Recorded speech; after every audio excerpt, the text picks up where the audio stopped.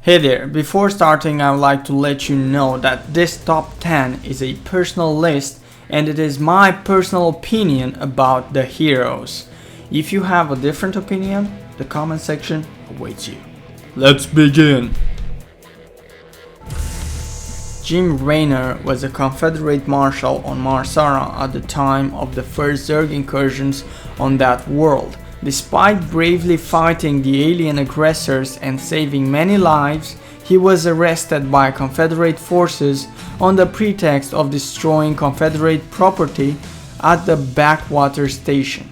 When he was subsequently liberated by Arcturus Meng's Sons of Korhal, an anti-Confederate revolutionary group, Raynor chose to fight alongside them.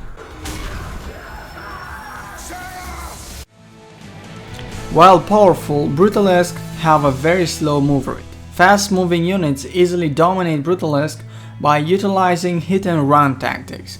Alternately, powerful weapons such as siege tanks and battlecruisers make short work of Brutalisk from afar. Every time they appear, Brutalisk are optional research objectives that yield 3 points of Zerg research in the Wings of Liberty campaign and levels for Kerrigan in the Heart of the Swarm campaign. Tosh likes to use a balisong. He has good endurance, is a skilled martial artist and has a high opinion of his telepathic abilities. He has a nihilistic personality, and while there is some good in him, Tosh knows that he must always look out for himself in order to survive. Such a personality places him as a counterpart to Matt Horner. He claimed he would do anything to get the job done.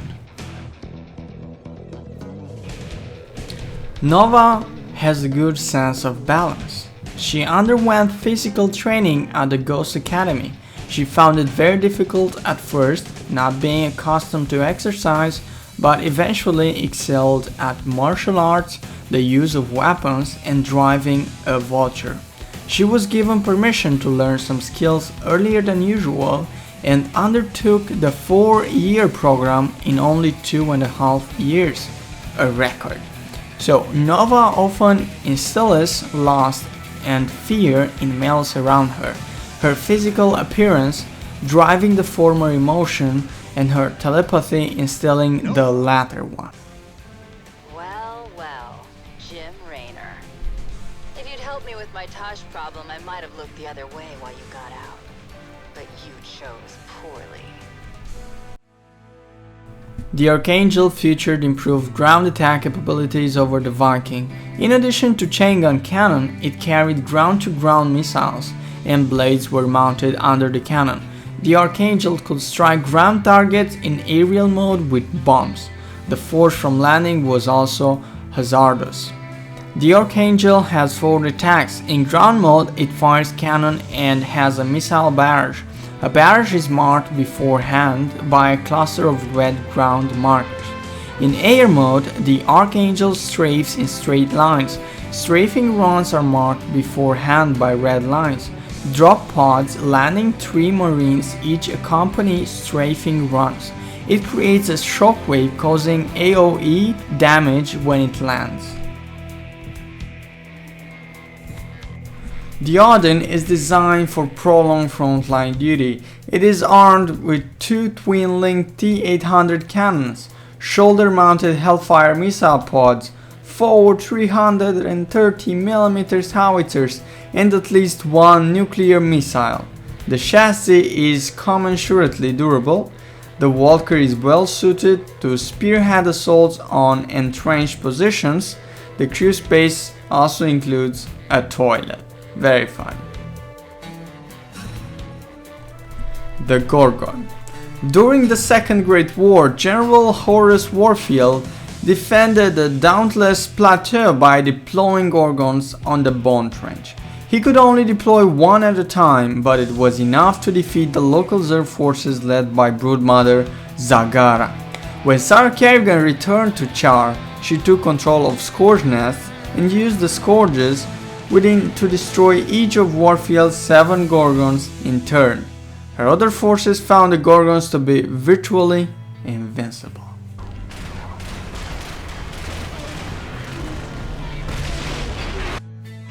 Zeratul is somewhat secretive and calculating, but is nevertheless honorable and loyal to his species.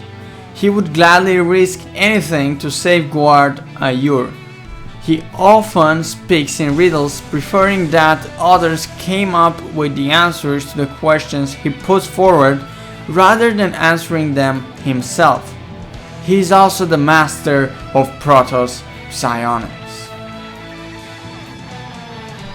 During the golden age of Protoss expansion, the Shield of Aiur led vast armadas throughout deep space.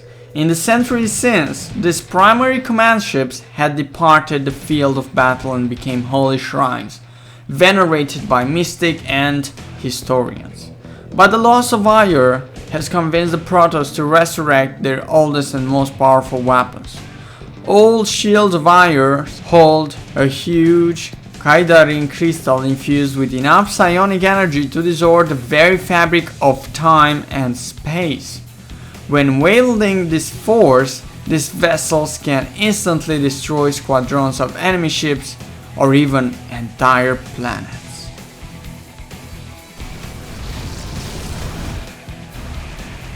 And at last, on the number 1 place is Sarah Louise Kerrigan. She was a psychic Terran female. She began her career as a Confederate ghost and later became the second in command of the Sons of Korhal.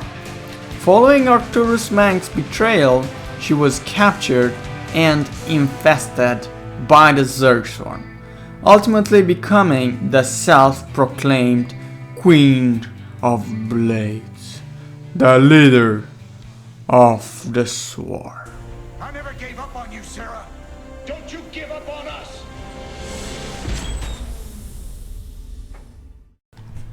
Thank you guys for watching, and if you enjoyed this top 10 StarCraft II heroes, make sure to like and favorite the video, and also subscribe to my channel for more great videos with real-time strategy games. Stay safe.